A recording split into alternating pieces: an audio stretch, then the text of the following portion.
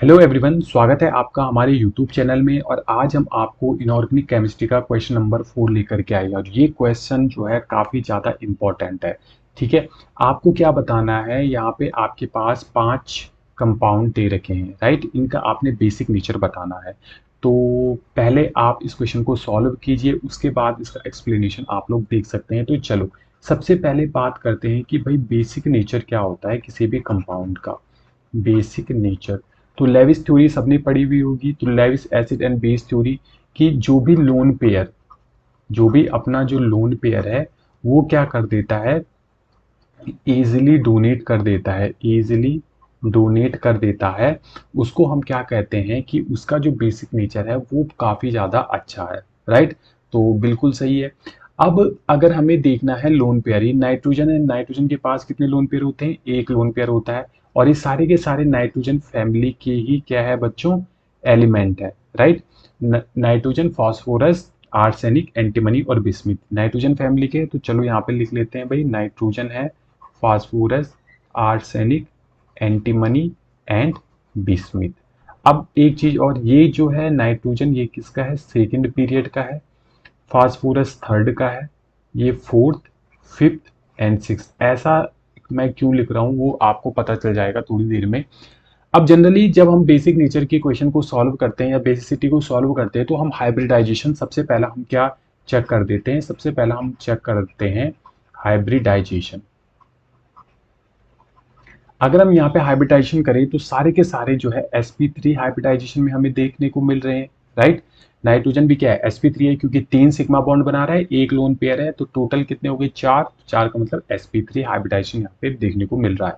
तो सारे के सारे sp3 हाइब्रिडाइजेशन, इससे तो हम कोई कंपैरिजन कर नहीं सकते क्योंकि sp3 हाइब्रिडाइजेशन है। तो सेकंड केस में हम क्या देखते हैं, हम देखते हैं electronegativity of the central metal atom.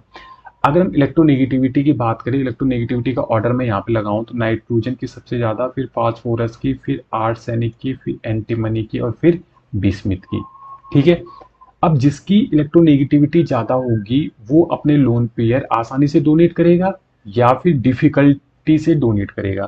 तो भाई इलेक्ट्रोनेगेटिविटी का मतलब ही होता है कि जो अपने लोन पेयर है, जो अपने इलेक्ट्रॉन पेयर है, वो न्यूक्लियस ने बहुत ही स्ट्रॉन्ग तरीके से कैप्चर कर रखे हैं, तो इनको आसानी से डोनेट नहीं करने वाला है। ठीक है। तो यहाँ पे हम बात कर सकते हैं कि भाई बेसिक नेचर इनका जो होगा वो सबसे ज़्यादा किसका होगा, ए का होगा, फिर डी, फिर सी, फिर बी, फिर ए। तो जनरली हम ऐसे क्वेश्चन को सॉल्व करते हैं और ये ऑप्शन आपको एग्जाम में जरूर मिलेगा। और आप लोग इस क्वेश्चन को यहाँ पे टिक कर दोगे और कह दोगे कि मैंने तो बिल्कुल कॉन्सेप्ट लगा करके इस क्वेश्चन को सॉल्व किया है। लेकिन ये जो आंसर है बच्चों, ये आंसर कंप्लीटली रॉन्ग है, गलत है। ठीक है। अब चलो देखते हैं ऐसा क्यों। सबसे पहली जो गलती हमने की, हमने मान लिया कि सारे के सारे जो यहाँ पे कंपाउंड है वो sp3 हाइब्रिडाइजेशन है। लेकिन ये क्या है बच्चों, रॉन्ग। केवल NH3 ये यहाँ पे sp3 हाइब्रिडाइजेशन शो कर रहा है। अच्छा, दूसरा क्वेश्चन ये बनता है कि क्या कभी ऐसा हो सकता है कि कोई कंपाउंड हाइब्रिडाइजेशन शो ना करे, बिना हाइब्रिडाइजेशन के वो कंपाउंड का फॉर्मेशन करे। बिल्कुल। आपने एक रूल पढ़ा होगा जो काफी ज्यादा इंपॉर्टेंट है, ड्रैगो रूल। तो ड्रैगो रूल हमारा क्या कहता है, ड्रैगो रूल कहता है कि ऐसे s ऑर्बिटल के इलेक्ट्रॉन जो third, fourth, fifth, sixth period से बिलोंग करते हैं वो हाइब्रिडाइजेशन में पार्टिसिपेट नहीं करेंगे यदि उन एटम के जो सराउंडिंग में एटम है उनकी इलेक्ट्रोनेगेटिविटी 2.5 से कम होती है। ठीक है। अगर हम हाइड्रोजन की इलेक्ट्रोनेगेटिविटी देखें वो 2.5 से क्या होती है बच्चों, कम होती है। ठीक है। हाइड्रोजन की इलेक्ट्रोनेगेटिविटी 2.5 से कम होती है। इसलिए PH3, ASH3, SbH3 और BiH3 ये सारे के सारे जो हमारे कंपाउंड है ये हाइब्रिडाइजेशन में पार्टिसिपेट नहीं करते हैं। और अगर ये हाइब्रिडाइजेशन में पार्टिसिपेट नहीं करते हैं तो ये क्या करते हैं, ओनली ओवरलैपिंग। ठीक है। नहीं तो आपका क्वेश्चन बनेगा कि सर जब ये हाइब्रिडाइजेशन नहीं कर रहे तो बॉन्ड का फॉर्मेशन कैसे हो रहा है। तो इनमें क्या होती है, ओनली ओवरलैपिंग होती है। ठीक है। दूसरी इंपॉर्टेंट चीज, इनके बीच जो बॉन्ड एंगल होता है ना, बॉन्ड एंगल, वो कितना होता है बच्चों, 90 डिग्री का बॉन्ड एंगल होता है, क्योंकि p ऑर्बिटल आपस में ओवरलैप करेंगी और p ऑर्बिटल परपेंडिकुलर होती है एक दूसरे के, तो ये सारी की सारी क्या होंगी, 90 डिग्री का बॉन्ड एंगल इनमें पाया जाएगा। काफी इंपॉर्टेंट कॉन्सेप्ट है जो आप सीख रहे हो, ठीक है। अब एक चीज तो मेरी समझ में आ गई कि केवल नाइट्रोजन ही यहाँ पे sp3 हाइब्रिडाइजेशन शो कर रहा है।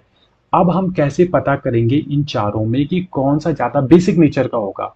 अब यहाँ पे बात आती है कि एस कैरेक्टर की, कि भाई आप एस कैरेक्टर को यहाँ पे देख लो, क्योंकि एस जो कैरेक्टर होता है वो डायरेक्टली प्रोपोर्शनल होता है इलेक्ट्रोनेगेटिविटी के, ठीक है। तो चलो एस कैरेक्टर की बात कर लेते हैं। तो अगर मैं बोलूं BiS3 में ये जो Bi है ये मैक्सिमम एस करेक्टर शो कर रहा है, मैक्सिमम एस करेक्टर शो कर रहा है। तो आप बोलोगे सर ऐसा क्यों? देखो, जैसे जैसे हम डाउन द ग्रुप जाते हैं वैसे वैसे क्या होता है, हमारा एटॉमिक नंबर इंक्रीज होता है। एटॉमिक नंबर इंक्रीज होने से क्या होता है, प्रोटॉन्स इंक्रीज होते हैं। प्रोटॉन इंक्रीज होने से मास बढ़ता है, और मास बढ़ने से जो रेडियस होती है ना, रेडियस वो क्या होती है बच्चों, डिक्रीज होती है। अब रेडियस की डिक्रीज होने से क्या होगा, तो बिस्मिथ के पास क्या है, लोन पेयर एस ऑर्बिटल में है, ठीक है। रेडियस डिक्रीज होने का मतलब क्या है कि जो न्यूक्लियस है, न्यूक्लियस के चारों ओर जो ऑर्बिटल है उनमें जो एस ऑर्बिटल यहाँ पे प्रेजेंट होगी उसमें जो 2 इलेक्ट्रॉन है वो न्यूक्लियस के द्वारा और ज्यादा अट्रैक्ट किए जाएंगे, क्योंकि ये सबसे ज्यादा पास है। जबकि पी में जो इलेक्ट्रॉन यहाँ पे प्रेजेंट होंगे वो उतने ज्यादा अट्रैक्ट नहीं होंगे जितने एस के हो रहे हैं। इसलिए क्या होता है कि जो बोरोन, जो बिस्मिथ है, जो नीचे के हमारे क्या होते हैं एलिमेंट होते हैं, उनमें जो एस ऑर्बिटल होता है, एस ऑर्बिटल बॉन्डिंग में पार्टिसिपेट ही नहीं करता है। यहाँ पे प्योर पी ऑर्बिटल ओवरलैपिंग में पार्टिसिपेट कर रहा होता है। आपने रिलेटिविस्टिक इफेक्ट पढ़ा होगा, उसमें स्पष्ट रूप से ये बताया गया है कि जैसे जैसे हमारा एटॉमिक नंबर बढ़ता है वैसे वैसे हमारी क्या होती है, रेडियस डिक्रीज होती है। और रेडियस डिक्रीज होने से क्या होता है कि एस ऑर्बिटल वो और ज्यादा क्लोज चल जाता है न्यूक्लियस के, जिसके कारण उसके पास जो 2 इलेक्ट्रॉन होते हैं ये बॉन्डिंग में पार्टिसिपेट ही नहीं कर पाते हैं। यही कारण है कि जब आप पढ़ते होंगे कि बोरोन, बोरोन जो है +3 ऑक्सीडेशन स्टेट में स्टेबल होता है, लेकिन जैसे जैसे अगर हम नीचे जाएं, ठीक है, नीचे वाले एलिमेंट में, तो सबसे नीचे वाले एलिमेंट जो है वो +1 ऑक्सीडेशन स्टेट में क्या रहते हैं, स्टेबल रहते हैं। उसका रीजन भी वही है क्योंकि एस ऑर्बिटल के जो 2 इलेक्ट्रॉन है वो बॉन्डिंग में पार्टिसिपेट नहीं करते हैं। सेम कॉन्सेप्ट यहाँ पे अप्लाई हो रहा है।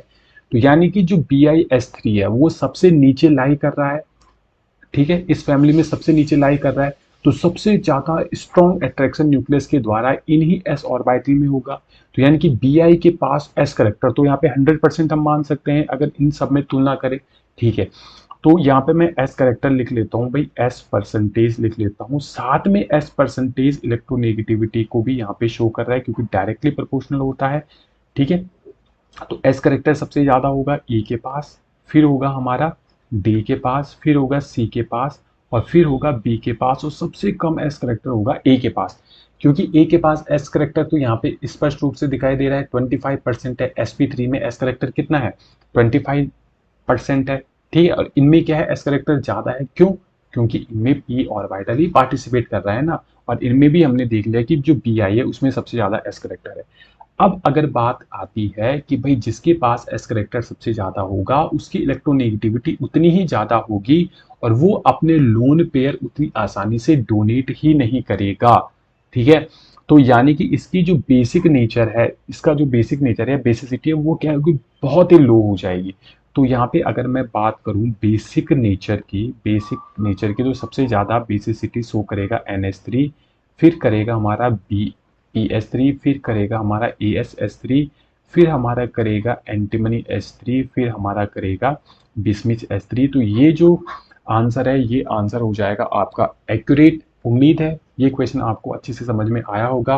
तो प्लीज़ हमारे चैनल को लाइक शेयर एंड सब्सक्राइब जरूर कीजिएगा। मिलते हैं अगले नए इंपॉर्टेंट क्वेश्चन के साथ, तब तक के लिए थैंक यू फॉर वॉचिंग।